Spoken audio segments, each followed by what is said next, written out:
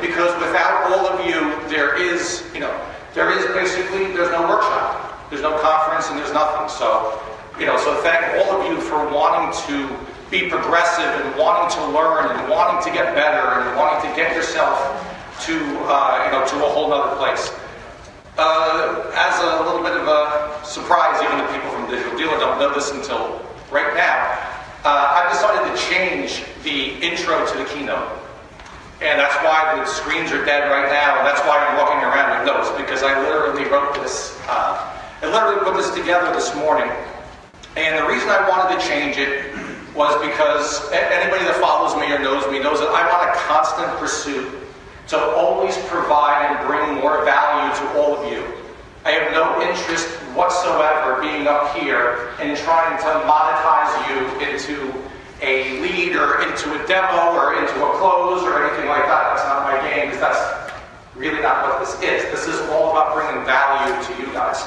So in an effort to try to bring more value, I was thinking to myself that, a lot of the people that come to this type of conference, like listen, by show of hands, how many people are vendors? Right, that's what I thought. Everybody else deals with employees. That's exactly the reason why I wanted to change it. When we had this keynote at Digital Dealer in Las Vegas, the room was pretty much split, like 50-50.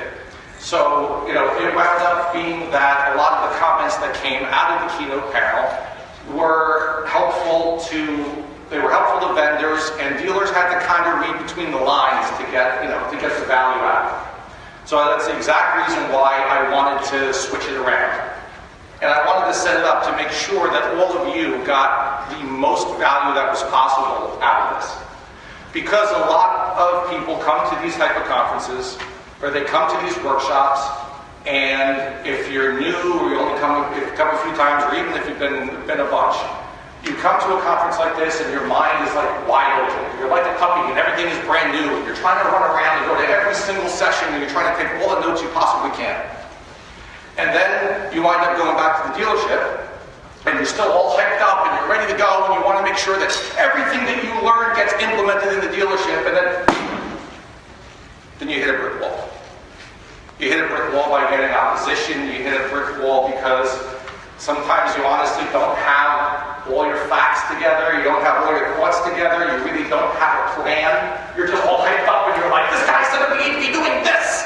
And then your dealer's like, why? And then you're, oh shit, you don't know. And you have to stop. So, the idea today is, I specifically picked these people to be on the panel, worked out perfectly to produce this type of result. Because we have one person who's a marketing manager, one person who's a BDC director, and we're blessed to also have a fantastic dealer on the panel. So let's get right to it. So let me introduce the panelists. First, from the Halterman's Automotive Group, Matt Raymond. Renee Breslin from Sioka Subaru. Erich K Gail from Cardinale.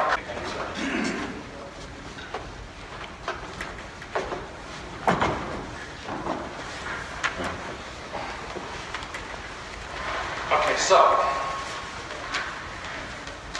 you guys know we have an audience, right? We have an audience basically of your peers. And the main reason why they're sitting here is because most of them, if not all of them, are right now in a place that all of us once were, right?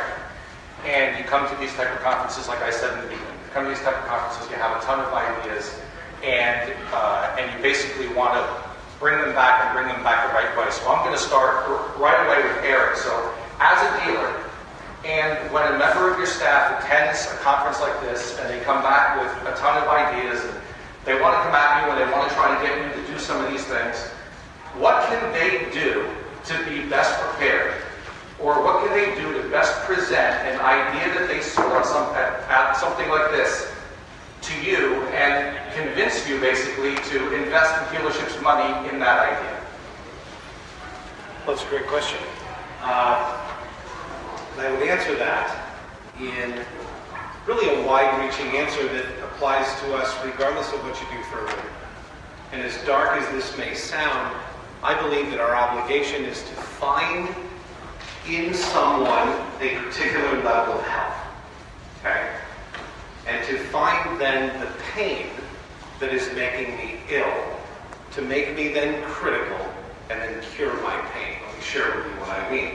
If you come to an event such as this, and you're inundated with brilliant men and women with wonderful practical designs and solutions for certain problems that we have, I may not be in pain for that particular initiative. However, you should know, having left your store, your group, whatever the case may be, and come here, what's the current pain of the store, of the team, of the department, of the group, okay? And then frame it in such a way where you say, we seem to be struggling with X, Y, Z.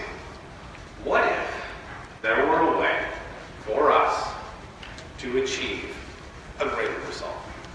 Okay? Think about that, right?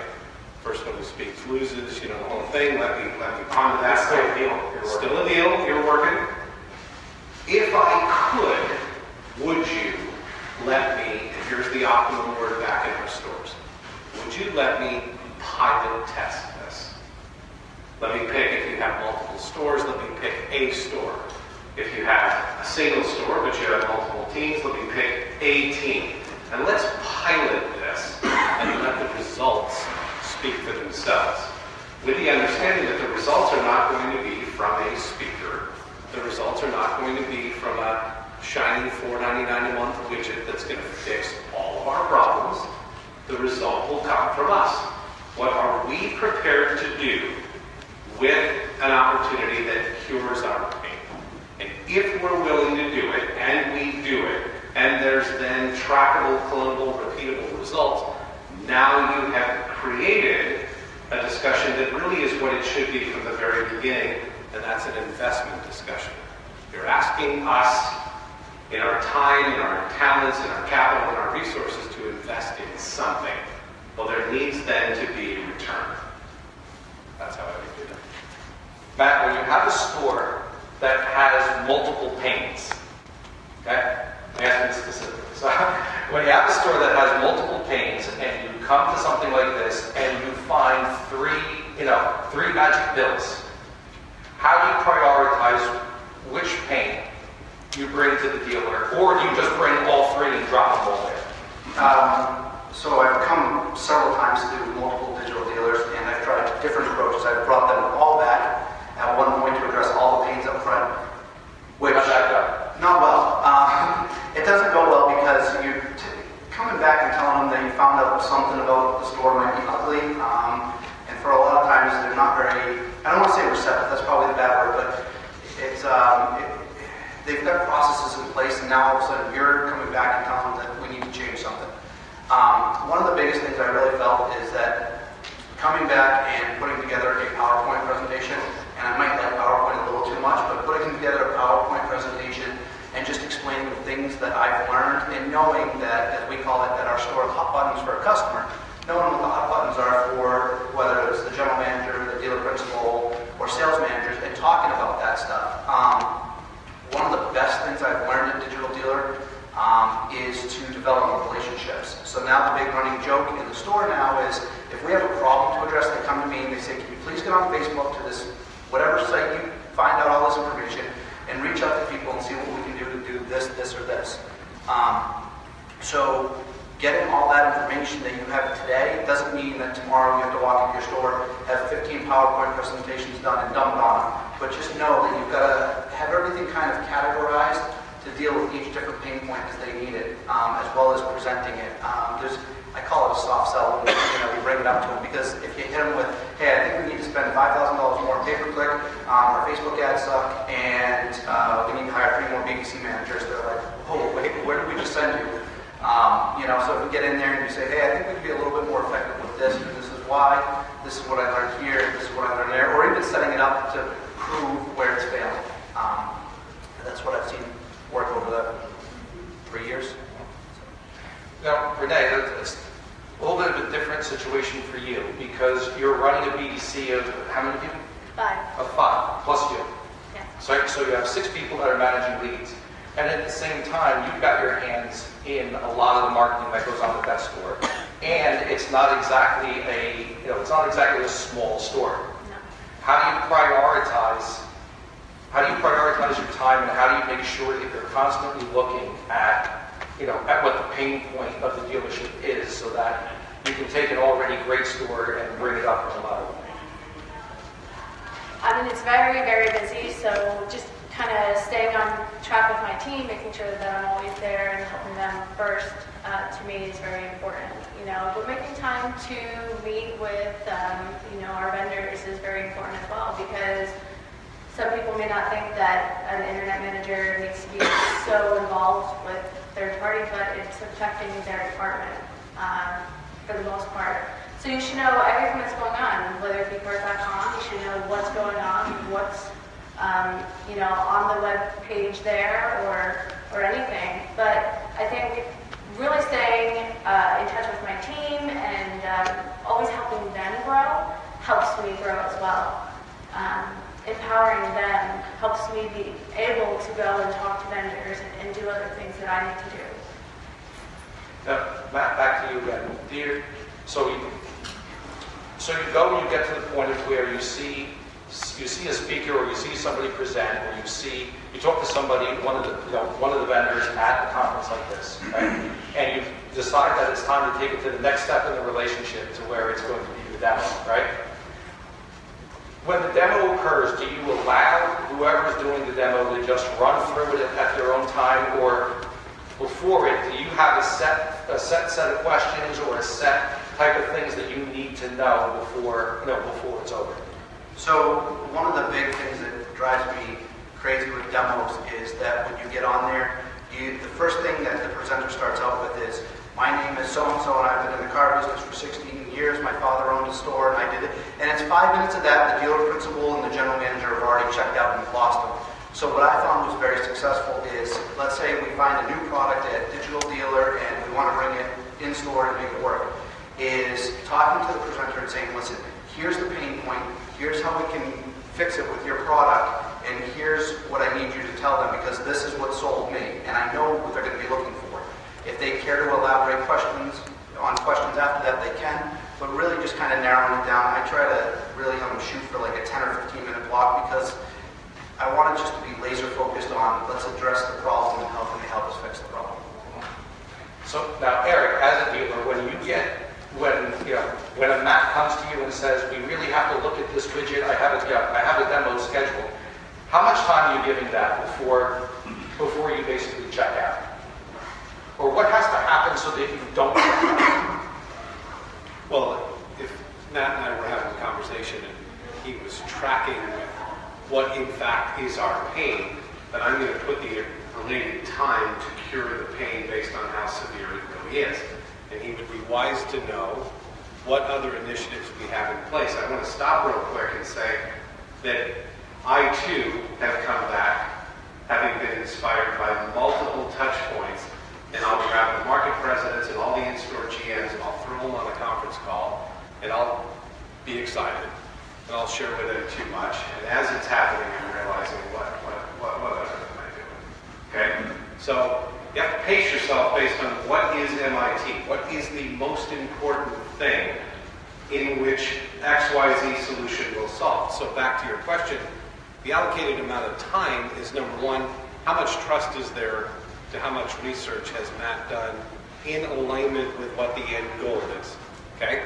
If it is a straight, I'm trying to simplify this, folks, if it is a straight gross problem in finance, and it's a one-shot insertion into our finance process, and it will achieve a $200 increase in our gross, well then we can be extremely laser focused, because we're not redoing the F&I process.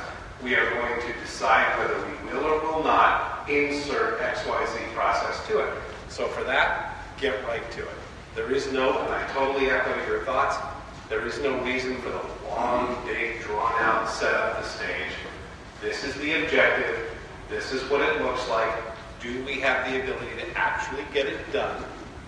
Yes or no? And if we do, when can we get a pilot going? Okay? For those in the room that ever struggle with trying to identify how to get that done, ask an open-ended question. Okay?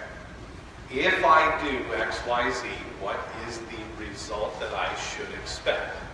And need a specific answer. If someone can't give you a specific answer, but you still like it, all the more reason to pilot test it first. Because what may happen for one person in one store, in one part of the country, may be vastly different than what happens in your store. That's going to come down to culture. Right? So far we've talked a lot about basically like putting out fires, right, and pain points.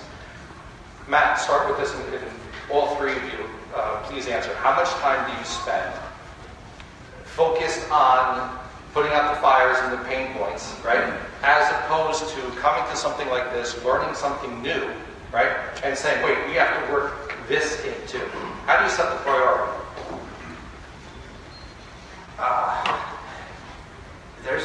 It's probably about 75% of putting out fires and pain points right then and there. I mean, I've got a list of stuff that I took over the last 2 days being here, things that I want to look at and implement and fix in our process. I shouldn't say in our process, but in what I handle at the store with the marketing and advertising and some website stuff. Some things that I picked up by going to different sessions that I want to implement at the store. And a lot of that stuff is easy for me to jump in and do it because nobody's really questioning or wants to be involved or handle any of that. But there's so many other little things that pull away from that day to day, where it's, BDC manager calls out sick, or we have somebody that quits, or, I handle all the Facebook reviews, positive, negatives, doesn't matter what it is, all the, Toyota cases that come through, Mitsubishi stuff. And little things like that just pull you away from being focused. And it really takes away from, if anybody here that does anything with their websites probably knows this, when you're in the middle of building a website page, and you're, like right now, we just started a collision center, so I'm building the collision center website page out, and somebody walks in the office, and they'll ask a question, and that split second you look away, and then you come back and you're looking at HTML code, you're like, you gotta be kidding me. Like, I just hit cancel, and just let it, wipe itself clean, I'm just gonna start fresh, because my mind just completely lost track of what I was thinking, what I was doing. I think that's one of the biggest things is that, even though we get a lot of good ideas here, coming back, I write down a to-do list and go through and check them off because there is so many fires just to be handled day to day inside the store. Renee, same thing. Yeah, I definitely agree. I mean, I'm constantly putting out fires. It doesn't matter which department it is. I'm always there to help. But coming, to Digital Dealer and picking up anything that might help ease that the pain of the fire to really just make it smoother for the dealership, for all the employees there, is definitely going to help us. So it's just staying focused, and sometimes I get that it's hard. You're doing something and somebody's always coming in and asking for your help. But just staying focused, do it. I usually get that done and come back and just do everything else that I'm doing on a daily basis. Okay, so I'm gonna switch, and I want Eric to answer this. I'm gonna ask the same question that I asked at the same session in Vegas. After you've already, after you've gone through the demo, and you've already gotten yourself to where you're doing your pilot program, whatever, and then the vendor wants to have that call, right? We've all had that call where it's time to have our catch-up call, right? As the dealer, limited time, a limited attention span, a lot of things on your mind. What is the best advice that you could give everybody in the room on how to control those calls and how to make sure that they get the most out of it? Okay, this is the call after we've piloted. This is the first call where they're calling up to go over the numbers and share how fantastic they are. Because none of us have ever had a bad call with a vendor, right? Anybody have a bad call with a vendor? You had one? Not the one that I did with you. No, I'm talking about. Okay. Well, that's only one out of everybody. Well, begin with the end in mind. Have a very clear expectation up front. Okay? A poorly designed pilot will equal poorly communicated results. So the pilot needs to be very specific. It's going to be 30 days. It's going to be implemented, supported by your team throughout X, Y, Z. And up front, in order for this to make sense as an investment for us, we will need to see this type of return, whatever that may be, whatever your success metric is that you're attached to something. So in said recap, it's very specific. We are now done. We agreed we were doing this. Have we achieved this, yes or no? If the answer is no, I'm secretly looking for the partner to have said, we did not achieve this. We took it upon ourselves to call your store 6 days after we started to advise that we were off track. We were met by XYZ resistance. It is what it is. We corrected said resistance. We finished the pilot. We did not achieve the number that we were looking for. However, we gave 8 days away. And that's then up to me to say, thank you for being proactive. Thank you for correcting what was needed. And I can read between the lines as to whether we were really capable of it or not. When the charts and graphs come out, are you still engaged, or are you out? It depends if said charts and graphs are in alignment with exactly the question that we're answering. See, if going back to the oversimplified insertion of a finance product, I'm literally just making it up to keep it simple. Did we achieve $200 in additional gross? Well, no, we didn't, but see, what happened was, and let me show you chart B amount. There is no relevance whatsoever with, did we do it, yes or no?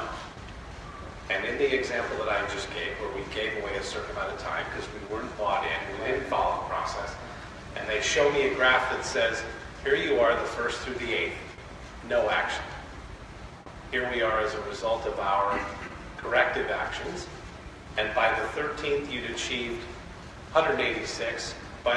That's a chart that shows me truth of the numbers, right? I'm going to ask a question that I think the answer is very obvious, but I think everybody needs to hear that answer. And I think you led into it perfectly. I want you to start. How important is it for you to really be as self-aware as possible when you're going over results with a vendor that some of those results could be skewed, or they could be, I don't want to say manipulated, but influenced, right, by buy-in at the store, or by the store's responsiveness to getting the vendor everything they needed to get started? How important is it to really look at that? That's critical. It defines everything that you're going to do. And you have to have the courage to blow it up front without demoralizing the current culture of the store. If you say, look, we have really high-performing XYZ department managers who are not going to want to come in underneath the line. What I need you to do up front is to recognize that you're going to get some adrenaline-fueled rush early in. I'm looking for the sustainability of it. And if it's just nothing but the good old-fashioned chart that's shot straight up through the moon, well, then my question would be, number one, is that sustainable? Because all brooms sweep clean the first time. Is it sustainable, or is this what happens when we actually bought in and then it will plateau of success, which I would be okay with, right? But give us guidance as to what does that really mean. The same thing, how important is it really to be as self-aware as possible, to have realistic expectations over what you expect something to result in? Definitely, obviously very important, because if the program's not going to work for us, then what would be the point of, working with it? I think a lot of times vendors, they're ready to jump and help you as soon as you're ready to get rid of them, right? So why wait, right? If I'm not using something properly, then you should probably tell me. So that way we can work together, and I'm very aware that it's not working, and you're aware that, it's not working because we're now getting rid of you. Well, then why wouldn't you help train us the proper way to use it? Okay, so the relationship between dealer and vendor, we're going to say for this, the relationship's a 50-50 give, just like a marriage, right? What do you do to keep your part in that relationship to make sure that you have your all in it? What do you do to keep your part up, your part of the 50%, right? To do your best to make sure that relationship flourishes? For our store in particular, with our vendor partners, is we set the expectations right up front. They have to know what we're looking to achieve. We also hired them for a reason because they're an expert in their field. Hopefully we vetted them well enough that we know that they're an expert in their field and that we're able to trust them. I don't want to go all the way back, but we were just talking a second ago about, keeping, kind of knowing what's going on in expectations and stuff. If you don't know how to manipulate the stats in your CRM or on Google Analytics, you better learn how, because the only way to know if somebody's actually manipulating your, we'll call it data for better terms, is to be able to do it yourself. It's just like the same reason the government usually hires the best criminals to come and help them hack into things. So for us, is setting the expectations up front. It is, looking at what they're doing and then how is it correlating to our store. We all probably work in a store where, unless it's selling cars, the upper management doesn't think the program's working. And in fact, a perfect example is let's say you drive traffic from, an email blast campaign, right? We know that if you put UTM codes in there, you can track and see how many people have opened this email that have wound up on your website and stuff like that. Whereas if they end up on your website and then they just submit a lead form, it comes through as a website form submission, but in reality, it was the email blast that caused them to get there. So explaining to your vendors what your expectation is, understanding how they're going to drive that traffic. So they may get a lot of website form submissions, but their product's actually what's driving it. You need to explain to them, hey, listen, we're talking to sales managers and general managers. They don't understand or want to understand Google Analytics. Can you explain how your product ended up achieving these results? And that's one of the biggest things I think we see in our store. That's the advantage to, I'm a firm believer that a person like myself should be in every dealership, just because then you have somebody there that's always paying attention to that stuff, likes to geek out a little bit from time to time and look at that stuff. I mean, I don't know how stores can run sometimes where they have not even an internet manager, EDC manager, or anybody looking at it, and some sales manager just picking up the call going, yep, okay, yep, we're good, okay, thanks, bye, and hanging up the phone. I know those vendor calls probably happen, and expectation there, so there's no wonder that these companies get hired and fired and don't know how to set the dealer up for success. There's no clock here. I have no idea where we are on time. But if possible, I'd like to. Anybody have any questions? I'd like to get some feedback from you guys and see if there's anything else, anything that you personally want to be able to extract out of the panel. So, anybody have any questions? I mean, feel free. It's not very open people. It's very easy. Everybody jump up at once. Yeah.